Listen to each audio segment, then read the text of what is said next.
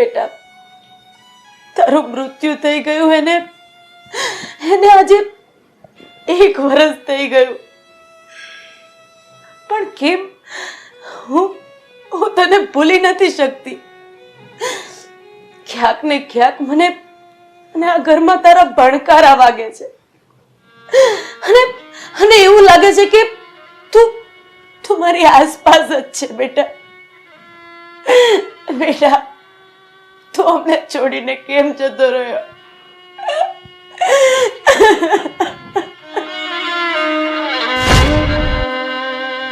ડરીશ નહીં અરુણા, હું છું. પણ તું આમ ક્યાં સુધી રડતી રહીશ? આપણા દીકરા આકાશનું મૃત્યુ થયા આજે 1 વર્ષ થઈ ગયું છે, છતાં તું હજી એને ભૂલી નથી શકી. હું સમજી શકું છું, પણ હું કેવી રીતે ભૂલી જાઉં મારા દીકરાને? મારો દીકરો મને વારંવાર આ નજરની સામે દેખાય છે. હવે તમે જ કહો, અરે હું એક માં છું અને માની મમતાને હું કેવી રીતે દબાવી શકું? હું મારા દીકરાને ભૂલી શકું એમ નથી.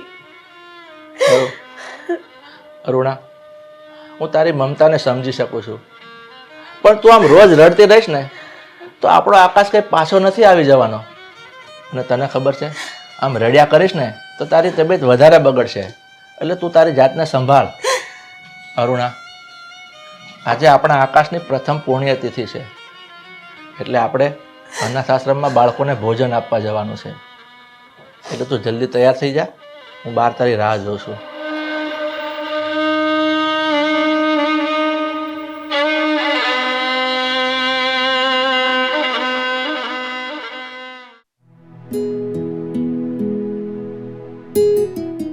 सावन का महीना पवन करे शोर, ऐसे झूमे जैसे वनमाना जी. रिद्धि, अरे શું કરે છે? કેટલી વાર? અને હા, એટલી બધી તૈયાર થઈને ક્યાં જવું છે તારે? અહીંયા આવતો. હા, આવી.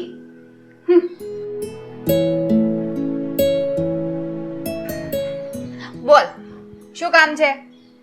હા, એટલું તૈયાર થઈને તારે જવું છે ક્યાં? ભાઈ, આજે રવિવાર છે એટલે મારે સાપુતારા જવાનું છે. સાપુતારા? રિદ્ધિ, એક વાતનો મને જવાબ આપીશ તું? હા, દર રવિવારે સાપુતારા એવું તો શું છે કે દર રવિવારે ઉઠીને સાપુતારા જવાનું? તારે છે ને આ પડપૂછ કરવાની ટેવ બહુ પડી ગઈ છે. હું સાપુતારા શું કામ જતી હોય? મારે કામ હોય એટલે જતી હોય. પણ રિદ્ધિ, તું દર સન્ડે સાપુતારા જાય છે. મને તો એ નથી સમજાતું કે ન્યા તો તારે એવું કયું કામ છે કે તું દર સન્ડે સાપુતારા જાય છે? અરે બુદ્ધુ, તારે સાંભળવું છે ને તો સાંભળ. અમારી કોલેજમાં સાયન્સમાં વનસ્પતિ પર સંશોધન ચાલી રહ્યું છે, એટલે અમે દર સન્ડે જઈએ છીએ ત્યાં વનસ્પતિની સંશોધન કરવા માટે. એવું છે એમ ને? રિદ્ધિ, તું છે ને ખોટું બોલી રહી છે. મેં તારી મેડમને પૂછ્યું હતું તો તારી મેડમે મને શું જવાબ આપ્યો ખબર છે તને? તારી મેડમ મને કહેતા હતા કે અમારી કોલેજમાંથી કોઈ પણ વિદ્યાર્થીઓને અમે ક્યાંય બહાર મોકલતા જ નથી. ઓહ, તો તું પૂછપરછ કરતો કરતો મારી મેડમ સુધી પહોંચી ગયો એમ ને? હા, મારે પૂછપરછ કરવી પડે, કારણ કે રિદ્ધિ, હું તારો ભાઈ છું. તું શું કરે છે, ક્યાં જાય છે અને કોને મળે છે ને એ મારે જાણવું જરૂરી છે.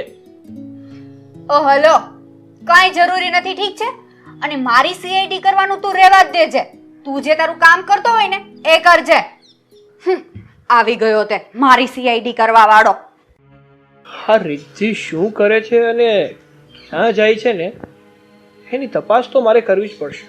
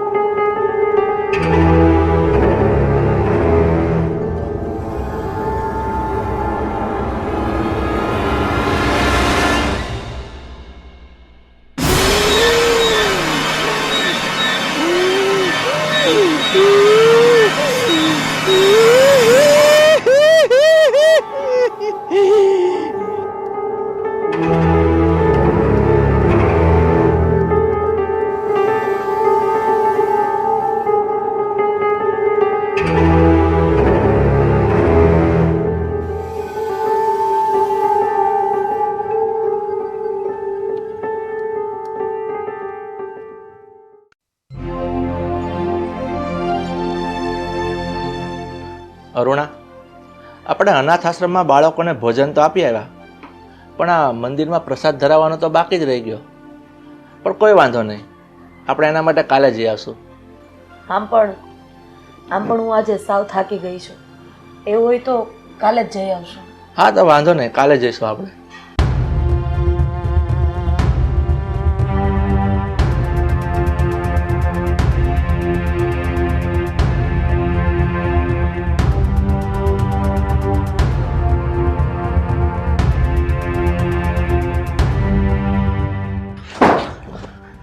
અરે પવન, તું આટલો બધો ગભરાયેલો કેમ છે?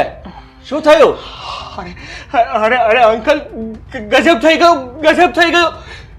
અરે પણ ગજબ થઈ ગયો, પણ થયું છે શું એ તો કે? તું બેસ પહેલા. શું થયું છે એ તો માંડીને વાત તો કર. અંકલ, આજ સવારે હું ડાંગના જંગલમાં ગયો હતો અને ત્યાં મેં આકાશને જોયો.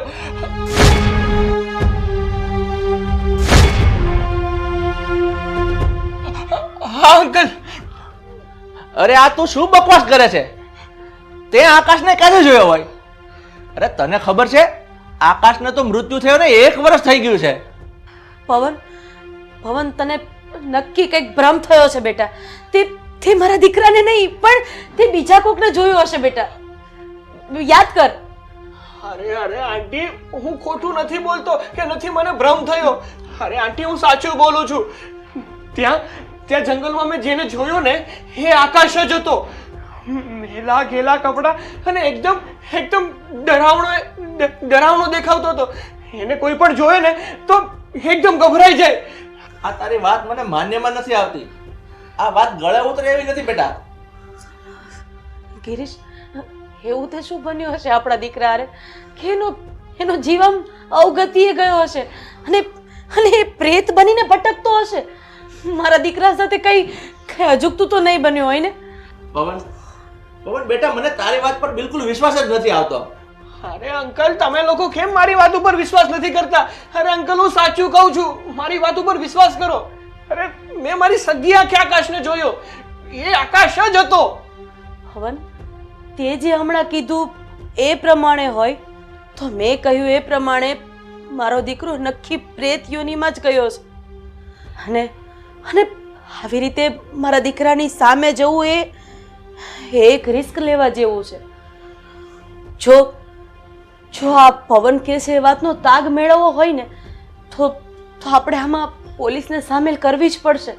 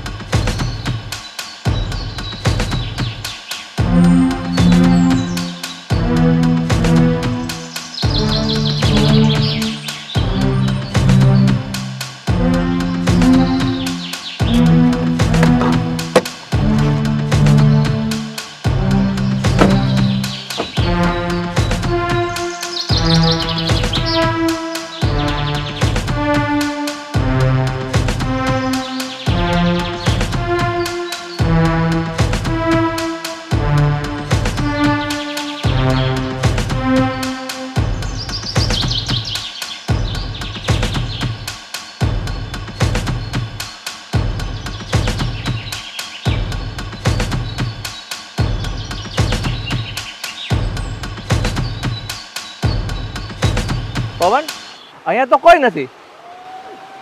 હવે અંકલ અહીંયા જ હતો.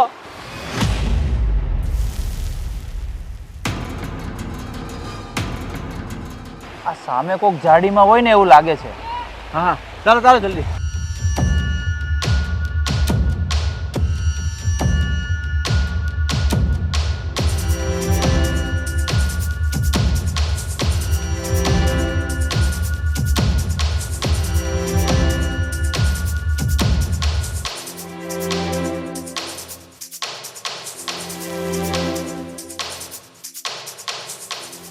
ભાઈ આકાશનું ભૂત તો ક્યાંય દેખાતું નથી, પણ મને શંકા છે કે જરૂર કોઈ આપણો કોઈ પીછો કરે છે. સર સર તમે સાચું કહો છો. નક્કી નક્કી આપણો પીછો આકાશનું ભૂત કરી રહ્યું છે. મને ખાતરી છે સર, મેં જોયું છે એને. સર સર આપણે આગળ નથી જવું, આપણે પાછા જતા રહીએ સર, પ્લીઝ. ચૂપ કર તલા બિક્કર. અરે હું તારી સાથે છું, ડરે છે શા માટે એટલો બધો? સર અહીંથી થોડેક દૂર છે ને ધોધ પડે છે. આકાશ છે ને એ ત્યાં જ હોય છે, ત્યાં જ ભટકે છે. સર આપણે ત્યાં જઈએ. અને સાચું કહું ને તો સર આપણે પાછા જતા રહીએ, ત્યાં નથી જવું. ચૂપ કર, મારે તારી એક પણ શબ્દ નથી સાંભળવો હવે. ચાલ ધોધ પાસે, તું કહે છે ત્યાં. ચાલો.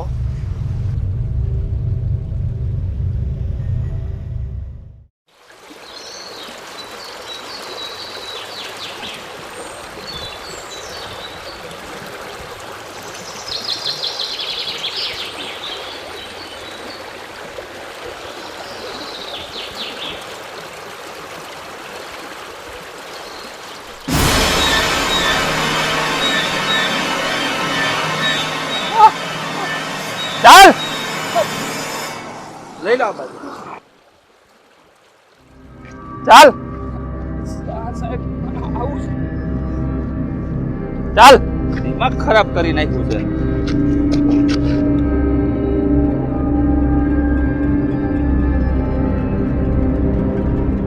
બોલ, કોણ છે તું? આકાશ છે કે બીજું કોઈ? જે હોય એ સાચું સાચું કહી દેજે. હા સર, હું આકાશ જ છું. ખોટું બોલે છે તું. તું મારો દીકરો આકાશ ક્યાંથી હોઈ શકે? મારો દીકરો આકાશ તો મૃત્યુ પામ્યો છે. અરે એનો અગ્નિ સંસ્કાર મેં મારા હાથે આપ્યો છે. જો પપ્પા, આ સાચી વાત છે. હું તમારો દીકરો આકાશ છું. અરે ભાઈ, તું મારો દીકરો આકાશ હોય તો મેં જેને અગ્નિદાહ આપ્યો એ કોણ હતો? જણાવું છું પપ્પા, હું બધી જ વાત જણાવું છું તમને. એ સમયમાં હું ક્રિકેટનો મોટો સટ્ટો રમ્યો હતો ને એ સટ્ટામાં હું 2.5 કરોડ રૂપિયા હારી ગયો હતો. ઉઘરાણી વાળા બધા લોકો મારી પાછળ પડ્યા હતા. મારી પાસેથી ગમે એ રીતે એ લોકો પૈસા કઢાવવા માંગતા હતા. હું તમને ઘરે આવીને આ વાત કરી શકું એમ નહોતો. મેં વિચાર કર્યો કે હું આ શહેર છોડીને ક્યાંક દૂર ચાલ્યો જાઉં, એટલે એ લોકો મને છોડી દેશે. અને એટલે જ ઘર છોડીને દિલ્હી જવાનો નિર્ણય કર્યો. હું દિલ્હી જવા વાળી ટ્રેનમાં બેસી ગયો હતો અને એ સમયે મારી બાજુમાં એક યુવાન આવ્યો. મને યાદ છે ત્યાં સુધી વડોદરાથી બેઠો હતો. યુવાન સેમ ટુ સેમ મારી જેવો જ દેખાતો હતો. અમે બંને એકબીજાને જોઈને ચોંકી ગયા. એ પણ ચોંકી ગયો હતો. બંને જણાએ અરસપરસ થોડી વાર વાતો કરી ને એ સમયે મારા મનમાં એક શેતાની વિચાર આવ્યો. એ વિચાર કર્યો કે આ છોકરાને હું મારી નાખું. એટલે પેપરમાં એનો ફોટો આવે ને જે લોકો મારી પાસે પૈસાની ઉઘરાણી કરવાના હતા એ લોકોને એવું લાગે કે હું મરી ગયો છું.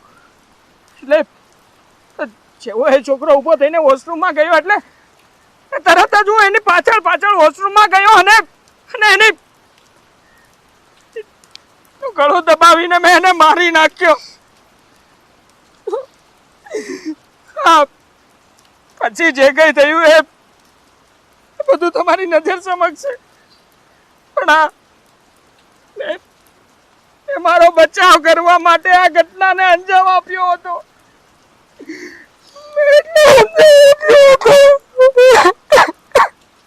જો આકાશ, તે તારો અપરાધ છુપાવવા વધુ એક અપરાધ કર્યો છે.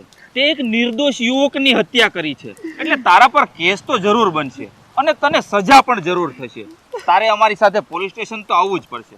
તો તમે બધા ચાલો મારી સાથે પોલીસ સ્ટેશન અને આ ગાડી પણ લઈ લો. પપ્પા તમે સાહેબને સમજાવો ને.